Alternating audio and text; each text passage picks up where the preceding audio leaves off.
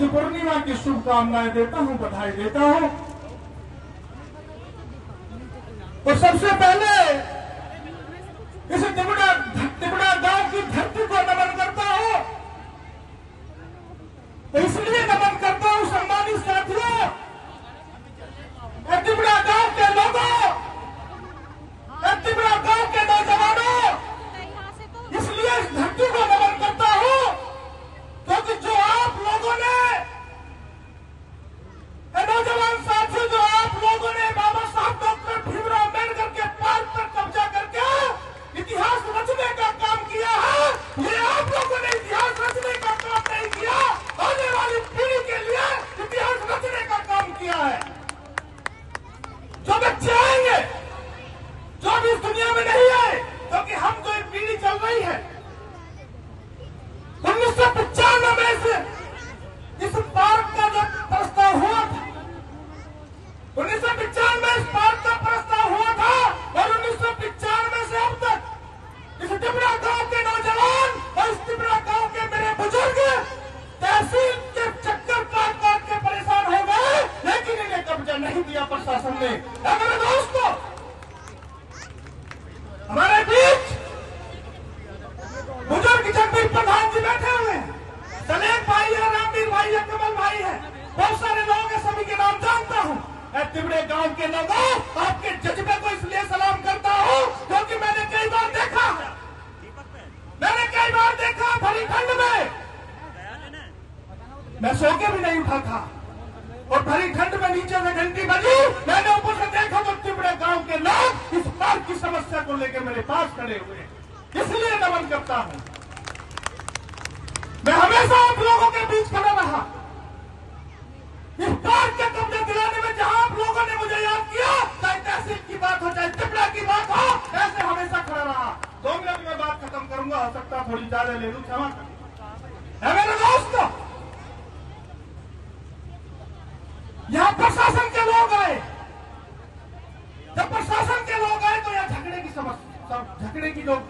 नौबत आ गई, लेकिन तिबड़ा गांव के लोगों ने बड़ी सूझबूझ से झगड़े को खत्म करने का काम किया और उसके बाद प्रशासन पर दबाव बनाकर तिबड़े गांव के लोगों, आप लोगों ने जो ये इतिहास रचा है, आज इस पार्क पर कब्जा लिया है, वो वास्तव में काबिले तारीफ है, इसलिए आप लोगों को नमन और सैल्यूट करता हूं। मेरे दोस्तों, समय बहुत कम है, मुझे जल्दी जाना है। मैं एक बात छोटी सी अपने गौतम बुद्ध के जीवन की, क्योंकि गौतम बुद्ध जयंती है और गौतम बुद्ध जयंती पर अगर गौतम बुद्ध की बात ना रखी जाए तो वो भी गुस्ताखी होगी। मैं आप लोगों को बताना चाहता हूं, गौतम बुद्ध ने जो सच्चाई है, इस धरती पे सच्चाई की खोज की। गौतम बुद्ध सच्चाई के लिए तपस्या कर रहे थे, तो गौतम बुद्ध को लगा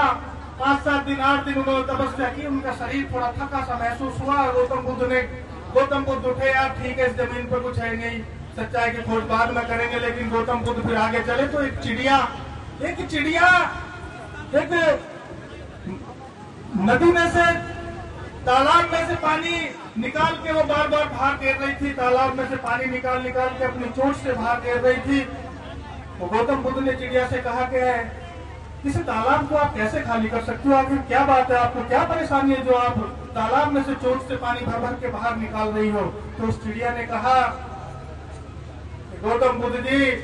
मेरे बच्चे इस तालाब में डूब के मर गए हैं,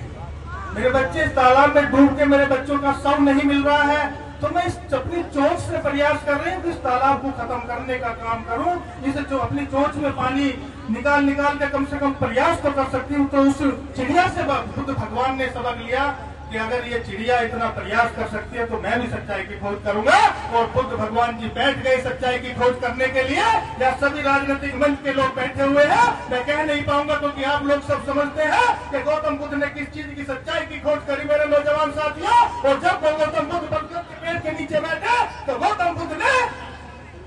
जब सच्चाई की खोज करी तो उस समय आ गया जब एक सरसों का दाना खाकर गौतम बुद्ध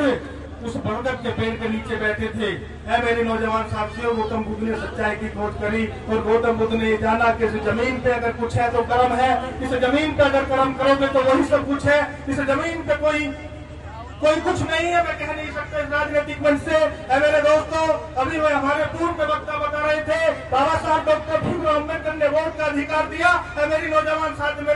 साथियों, मेरी माताओं बहनों, मैं आप लोगों को भी कहना चाहता हूँ कि बाबा साहब ने वोट के अधिकार के साथ साथ अगर आप लोगों को जीने का अधिकार दिया है, अगर देश की नारी को जीने का अधिकार दिया है, अगर आप अच्छी अच्छी साड़ी